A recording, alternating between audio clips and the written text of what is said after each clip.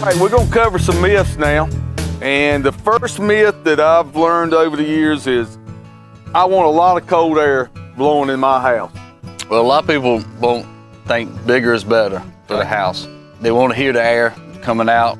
They want to feel the air coming out. You can have a system to cool the air down in the house and still be miserable.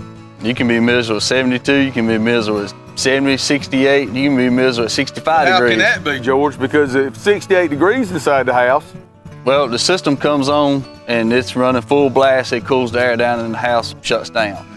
Well, if it does that, it hasn't removed any humidity out of the house. that remove any moisture out of the house. In North Carolina, is it humid here? Oh, it's humid.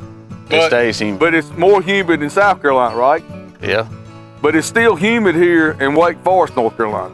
The humidity level, if it's staying up and the air condition comes on, cools the air down, you're not gonna be comfortable. Right. It's just like walking into a rainforest. I know when we did the Ultimate House series, we had a one-on-one with the Bedards.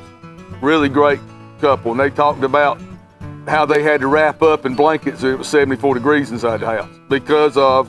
Well, that's because the system is running at different speeds, so it drops the fan speed back, the coil gets colder, it removes the humidity out of the house, and therefore when the humidity drops, you can now raise your temperature up and still be comfortable. Right.